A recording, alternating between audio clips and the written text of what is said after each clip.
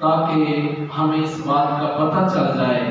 کہ ہمارا مذہب اسلام ہم سے کیا چاہتا ہے، ہمارا رب العالمین ہم سے کیا مطالبہ کرتا ہے۔ یوں تو ہماری زندگی گزر رہی ہے اور گزر جائے گی، اکثر یہ بات عرض کرتا ہوں، رکے ہی نہیں اور ہر کسی کو پتہ ہے، لیکن کیا ہی کمال کی وہ زندگی ہے جو رب تعالیٰ کی رضا میں گزر جائے، جو رب تعالیٰ کی مرضی میں گزر جائے، جو اسلام کے احکامات پر عمل کرنے میں گزر جائے، اس زندگی کی کیا بات ہے۔ تو ان چیزوں پر ہم نے آج گفتگو کرنی اور سننی ہے اور کوشش کرنی ہے کہ اس پر ہم آسانی سے عمل بھی کر سکیں، کیونکہ اپنا محاسبہ کرنا بڑا ضروری ہے۔ ہم ہر کسی کا محاسبہ چاہتے ہیں، وزیر و مشیروں کا بھی ہم محاسبہ چاہتے ہیں، احتساب کیا جائے، محاسبہ ہو کہ کون کیا ہے اور کتنے پانی میں ہے اور کیا اس کے پاس ہے، اس نے کیا کچھ کمایا ہے اور کیا کچھ کھویا ہے۔ تو جہاں دوسروں کے لیے چاہتے ہیں وہاں سب سے پہلے اپنے لیے یہ معاملہ ہونا چاہیے۔ ہم اپنے گربان میں جھانک کر دیکھیں کہ ہم نے اپنا جو محاسبہ کرنے کا ہمیں شریعت بھی حکم دیتی ہے، اس میں ہم کتنا پورا اتر رہے ہیں اور کہاں ہم فیل ہیں۔ تو یہ ساری چیزیں انشاءاللہ آج کی گفتگو میں آپ کے سامنے آئیں گی۔ اس امید کے ساتھ اپنی گفتگو کا آغاز کر رہا ہوں کہ ہم سننے کے بعد، سمجھنے کے بعد عمل کرنے کی بھی کوشش کریں گے، اور دعا بھی کرتا ہوں کہ اللہ ہمیں عمل کی توفیق بھی عطا فرمائے۔ رمضان، عید اور ہم، یہ پہلو ذہن میں رکھیں، اسی پر انشاءاللہ پہلے گفتگو کرتے ہیں۔ رمضان شریف کے حوالے سے میں نے جو آیت کریمہ پڑھی ہے، رمضان کیا ہے، کیوں آیا، کیا کرنے آیا، کن کے پاس آیا، اس کا مقصد کیا تھا۔ اللہ تعالیٰ نے ماہ رمضان کے روزے ہمارے اوپر فرض کیے۔ مشہور آیت آپ نے رمضان شریف کے موسم میں بہت پیش آیت کو سنا، یا ایھا الذین آمنوا کتب علیکم الصیام کما کتب علی الذین من قبلکم لعلکم بولو لعلکم تتقون، اس زبانی یاد ہوگی آپ کو، لعلکم تتقون۔ اللہ فرماتا ہے ایمان والو یہ روزے میں نے تمہارے اوپر فرض کیے، نہ صرف تمہارے اوپر بلکہ تم سے پہلے قوموں پر بھی فرض کیے تھے، لیکن ان کا مقصد کیا تھا، مدعا کیا تھا، اللہ پاک نے ان کو فرض کیوں کیا ہے وہ بھی بتا دیا اسی آیت میں، لعلکم تتقون۔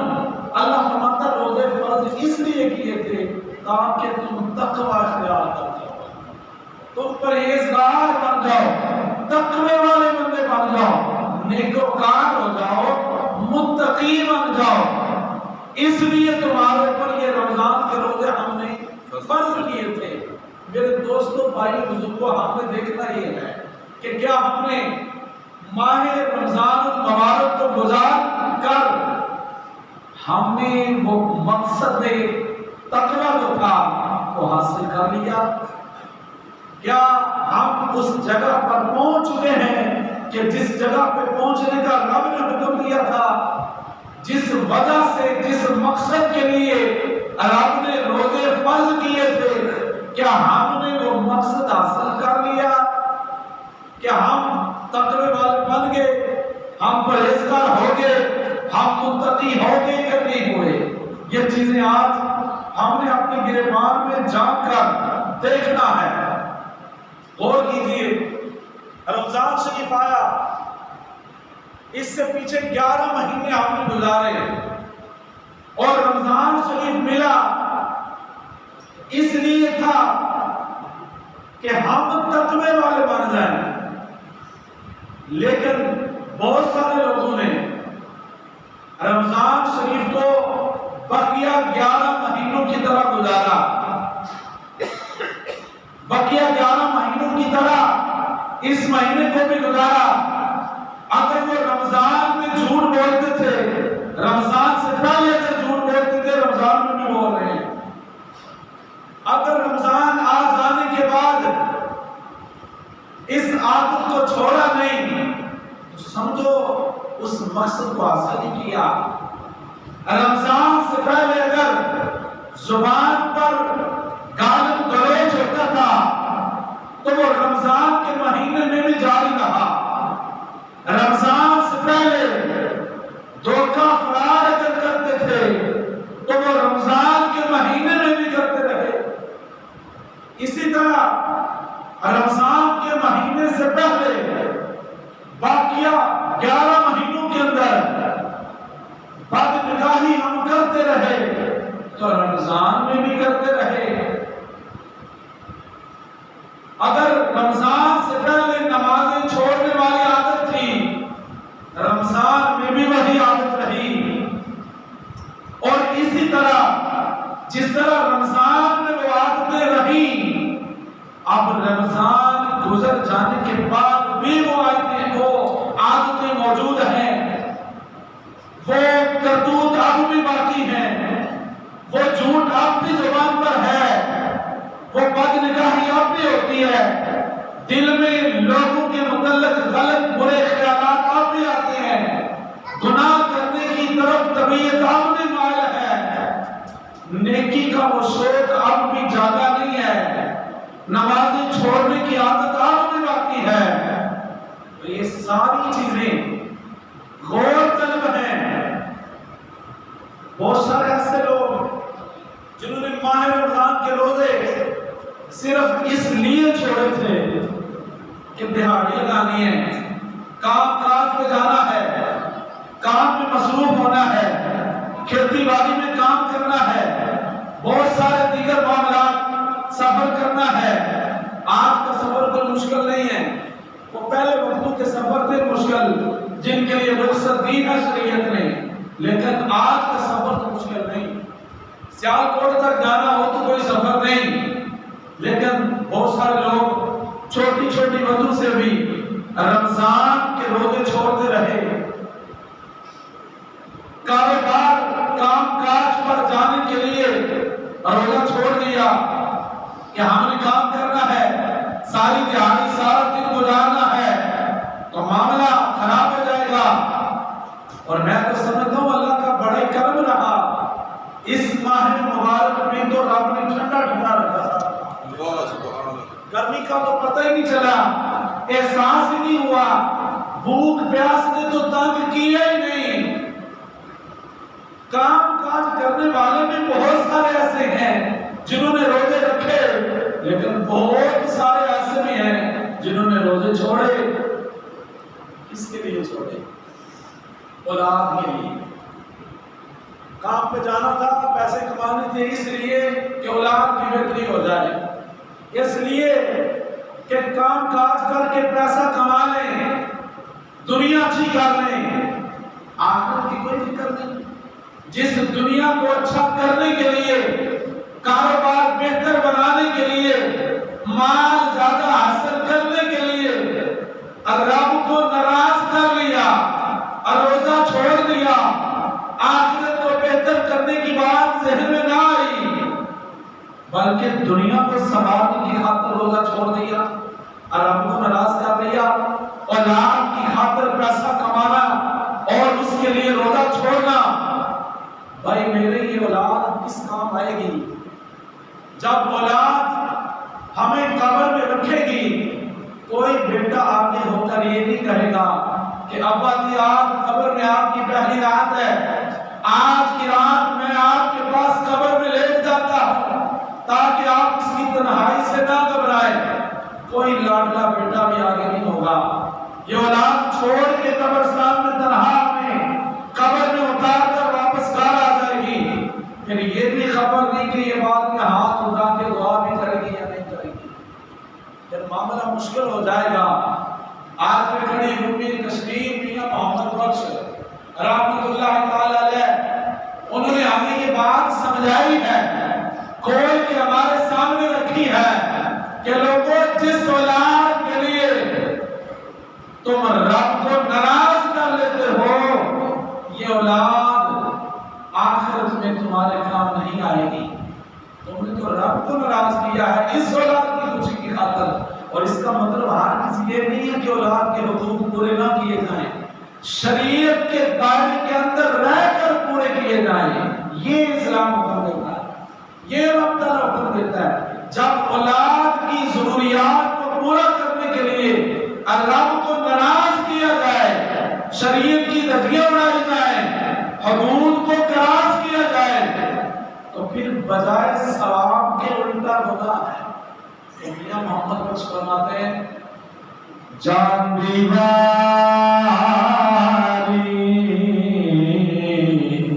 جان دیواری ڈرونا بن گئے،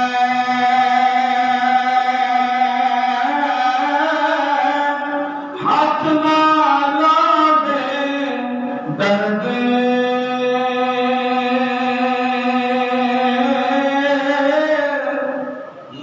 جان دیوار اے ڈرونا بن گئے، ہاتھ نہ لاگے درد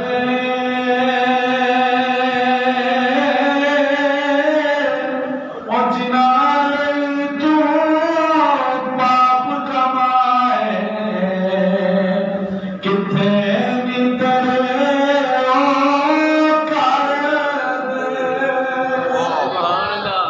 جنا لئی تو پاپ کمائے، اوے کتھے بھی تیرے کر دے۔ جن کے لیے تو ساری زندگی تڑپتا رہا، لوگوں سے الجھتا رہا، اپنے آرام اور سکون کو برباد کیا، اس لیے کہ یہ اولاد میری سلجھ جائے، اولاد کی دنیا بہتر ہو جائے، اولاد کامیاب ہو جائے، ان کے لیے سب کچھ کرتا رہا۔ وقت آخر ہوگا تو چار پائی پہ پڑا ہوگا۔ بہت ساری اولادیں ایسی ہیں جو کہتی ہیں اب ہم ہاتھ نہیں لگائیں گے، اب باقی سے ڈر لگتا ہے، میت سے ڈر لگتا ہے، اب خوف آتا ہے، اب قریب نہیں جاتے ہیں، اب کسی کو بلاتے ہیں ابا جی کو غسل دے لو، اب ان کے کپڑے کینچی سے کاٹتے ہوئے ڈر لگتا ہے، اب پٹے پہ پڑے ہوئے ابا جی کو غسل دینے سے ڈر لگتا ہے۔ جان دیوار ڈرونا بنے، ہاتھ نہ لاندے لگتے۔ تو اس اولاد کے لیے یہ اولاد چھوڑ دے گی ہمیں، اور قرآن مجید میں تو واضح اللہ پاک نے ارشاد فرمایا ہے یوم یفر المرء من اخیہ وامہ وابیہ، اللہ فرماتے ہیں یہ تیرے بیٹے، یہ تیرے بھائی، یہ تیری ماں، یہ تیرا باپ، کوئی رشتہ قیامت کے دن کام نہیں آئے گا۔ جن کے لیے تو اپنی آخرت کو خراب کر رہا ہے، یہ تیرے کام نہیں آئیں گے۔ اپنے اعمال کو سنوارو، اپنے اعمال کو درست کرو، وہ عمل کرو جن میں رب راضی ہے، جن سے رب راضی ہوتا ہے، ہر وہ عمل چھوڑ دو جس سے رب ناراض ہوتا ہے۔ رب کو راضی کرنے والے عمل کرو، کیونکہ جب دن قیامت کا ہوگا اس دن رب ذوالجلال نامہ اعمال تمہارے سامنے رکھ دے گا، اور قرآن میں فرمایا نامہ اعمال سامنے رکھ کے اس بندے سے کہا جائے گا اقرا کتابک، اپنے نامہ اعمال کو پڑھ۔ پھر بندہ پڑھے گا، وہ عملوں کا سلسلہ نامہ اعمال پہ گناہ کی صورت میں ہوگا۔ میاں محمد بخش ایک اور جگہ پہ اسی بات کی طرف اشارہ دیتے ہوئے فرماتے ہیں چٹی چادر اوے عملہ والی داغ نہ لاوی او جنیا اور پھر نہ کی حشر دہارے ہائے ربا کی بڑیا، پھر نہ کی حشر دہارے ہائے ربا کی بڑیا۔ اس دن تو کہنا ہے کیا بن گیا آج، اللہ اکبر کبیرہ، آج وقت ملا ہے، آج زندگی ملی ہے، آج موقع ہے،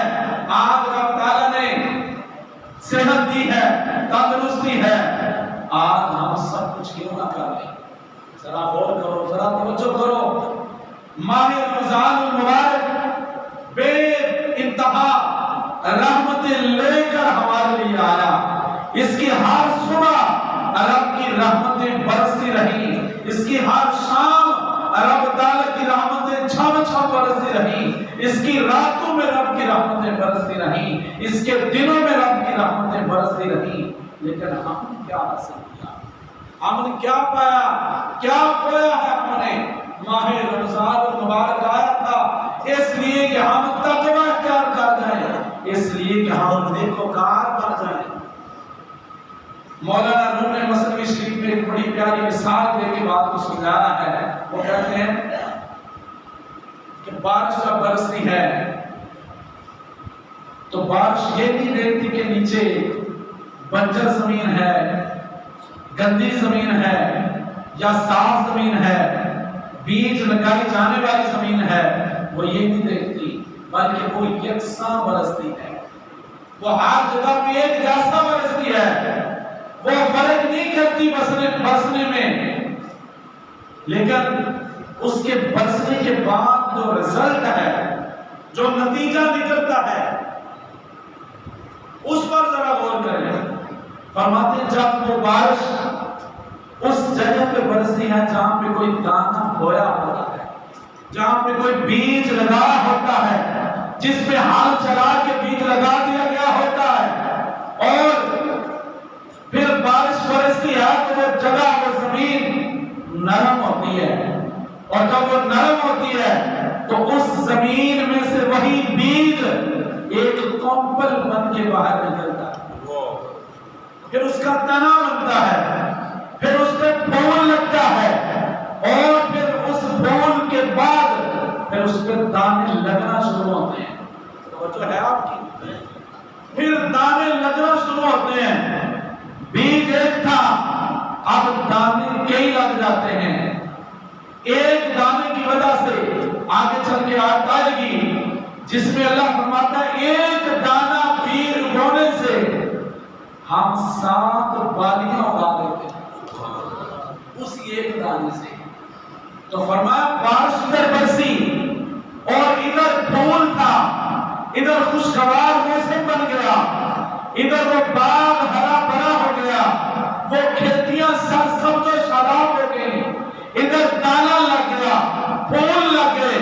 क्योंकि जमीन में हाल चलाया था, जमीन को तैयार किया था, उसमें बीज बोया था। और दूसरी तरफ बारिश बरसी सख्त पत्थर पर, तो पत्थर पर बारिश बरसी तो कुछ देर के बाद यानी हवा चली, उसी वक्त वो पानी पत्थर के ऊपर से खुश्क हो गया। अब पत्थर ने उस बारिश से कोई फायदा हासिल नहीं किया। अब इस पत्थर पर या बंजर जमीन पर कोई फूल नहीं खिला, कोई दाना नहीं उगा, कोई सब्जा नहीं उगा। फरमाया ये मिसाल है रमजान मुबारक में रब ताला की रहमतों की बारिश होती रही, यकसा बरसती रही, रब के फरिश्ते आसमान दुनिया पर आकर लोगों को आवाज़ें देते रहे, और दुनिया में जीने वालों और नेकी करने वालों आगे बढ़ो, नेकियां कर लो, आगे बढ़ो, नेकियां कर लो। गुनाह करने वालों से कहा हो गुनाह करने वालों रुक जाओ, रुक जाओ। अब देखिए नेकियों का माहौल कितना साजगार था। रब ने शैतानों को कैद कर लिया और दिन भी अता कर दिए, रात भी अता कर दी। फुतिहत अबवाबुल जन्नह गुल्लिकत अबवाबुल जहन्नम, जन्नत के दरवाजे खोल दिए, जहन्नम के दरवाजे बंद कर दिए, और इंसानों को कहा हमने शैतानों को कैद कर लिया है, अब तुम खुले दिल से आओ, कोई रुकावट नहीं, कोई परेशानियां में नहीं, आप आओ ना मेरी बारगाह में, आप दौड़ते हुए आ जाओ, आप नेकियों के लिए आ जाओ, आप नमाजों की पाबंदी कर लो, आप रोजे रख लो, अल्लाह कर लो नेकियां। लेकिन बहुत सारे लोग ऐसे जिन्होंने रमजान को बड़ी बेदर्दी से गुजारा, गुनाह भी जारी रहे, वो रमजान में नमाज़ें भी छोड़ते रहे, वो बदनिगाही भी करते रहे, वो रमजान में झूठ भी बोलते रहे, کچھ ایسے بھی ہیں جنہوں نے روزے تو رکھے لیکن روزہ رکھ کر بھی جھوٹ بولتے رہے۔ ایک جماعت تو وہ ہے نا جس نے روزے رکھے ہی نہیں، وہ اپنے سارے کام دیتی رہی، سریعان سگریٹ نوشی بھی چلتی رہی، کھانا پینا بھی چلتا رہا، جھوٹ چغلی غیبت ہر قسم کا گناہ چلتا رہا۔ ایک جماعت وہ ہے جس نے روزہ رکھا اور روزہ رکھ کر بھی گناہ کرتی رہی۔ وہ جماعت روزہ رکھ کر بھی اس بات کا خیال نہیں کیا کہ میں نے بڑا احسن عمل کیا ہوا ہے، میں نے اس رب کی رضا کی خاطر کھانا پینا چھوڑا ہوا ہے۔ چونکہ میرے اور آپ کے رسول علیہ السلام نے ارشاد فرمایا انما الاعمال بالنیات، ہر عمل کا دار و مدار نیت پر ہے، جیسی نیت ہوگی ویسا اجر ملے گا، ویسا ثواب ملے گا۔ اب غور کرو، روزہ رکھا ہے، رمضان کی فضیلت کو، اس کی روزے کی اہمیت کو واضح کرنے کے لیے رسول کائنات علیہ السلام کی مبارک حدیث پاک حضور نے فرمایا بہت سارے لوگ ایسے ہیں رمضان میں وہ روزہ تو رکھتے ہیں لیکن سوائے بھوک اور پیاس کے انہیں کچھ نہیں ملتا، اور اس کی اہمیت کو واضح کرنے کے لیے فرمایا اگر کوئی بندہ رمضان کا روزہ چھوڑ دے اور اس کی قضا کے لیے رمضان کے بعد روزہ رکھے تو فرمایا اس قضا کے بدلے میں غیر رمضان میں 11 مہینے نہیں پوری زندگی میں روزے رکھتا رہے، وہ قضا ادا تو ہو جائے گی لیکن جو ثواب رمضان میں روزہ رکھنے کا تھا وہ پوری زندگی میں روزے رکھتا رہے اتنا ثواب نہیں ملے گا۔ یہ رمضان کے روزے کی اہمیت کو واضح کرنے کے لیے حضور نے فرمایا ہے۔ اب مشقت ادھر بھی ہے، اور مہینوں میں روزہ رکھے تو بھوک پیاس ادھر بھی ہے، گرمی کی شدت ادھر بھی ہے، اپنے آپ کو ٹھنڈے یا پانی سے روکے رکھنا ادھر بھی ہے، لیکن رمضان میں بھی یہی کچھ تھا۔ ثواب اتنا کیوں نہیں، اجر اتنا کیوں نہیں؟ فرمایا اس لیے نہیں کہ رمضان کا مہینہ خاص تھا اور پہلے باقی 11 مہینے تم کھاتے رہے اپنی مرضی سے، جب دل چاہا کھایا، جب دل چاہا پیا، جب دل چاہا سوئے، جب دل چاہا اٹھے، لیکن اب رمضان خاص مہینہ ہے، اس میں تمہیں ایک خاص وقت میں بتایا گیا تم نے اس وقت کھانا ہے، اس وقت نہیں کھانا، غروب آفتاب کے وقت پہ کھانا، تم نے رات کو سونا نہیں ہے، نماز تراویح ادا کرنی ہے، رب کا قرآن سننا ہے، اس کے بعد نیند پوری کرنی ہے، اور رات کے آخر میں صبح تک سوئے نہیں رہنا، سورج نکلنے تک سوئے نہیں رہنا، اذان سے پہلے اٹھ کر رب کی مرضی کے مطابق پھر روزہ رکھنا ہے۔ اب پہلے کھاتا تھا تو اپنی مرضی سے، پیتا اپنی مرضی سے تھا، اٹھتا جاگتا سوتا اپنی مرضی سے تھا، لیکن رمضان میں سب کچھ رب کی مرضی سے۔ اب اپنی مرضی پیچھے ہے، رب کی مرضی آگے ہے، رب تعالیٰ کی رضا کی خاطر کھا رہا ہے، پی رہا ہے، لیکن تب جب رب کا حکم ہے۔ ایمان سے بتاؤ، ایک بندہ اپنے رب کی رضا کے لیے 3 بار کھانا پینا چھوڑ دے، کمرے میں تنہا ہو، فریج ہو، ٹھنڈا پانی ہو، ساری باتیں پیچھے کر دو، بندہ وضو کرنے لگے، پانی کلی کے لیے منہ میں ڈالے، ظہر عصر کا وقت ہو، پیاس شدت کی لگی ہو، روزہ رکھا ہوا ہو، کلی کے لیے پانی منہ میں ڈالے،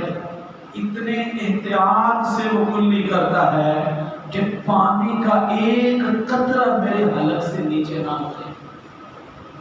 بتاؤ یہ کس کی برکت ہے؟ رمضان کی۔ کس کی برکت ہے؟ یہ رمضان کی وجہ سے اس کے دل میں یہ احساس پیدا ہو گیا کہ مجھے کوئی دیکھے نہ دیکھے، اگر وہ کلی والا پانی بندہ نیچے بھی اتار لے کسی کو کیا خبر، اسے خود ہی پتا ہے نا، لیکن وہ نہیں اتارتا،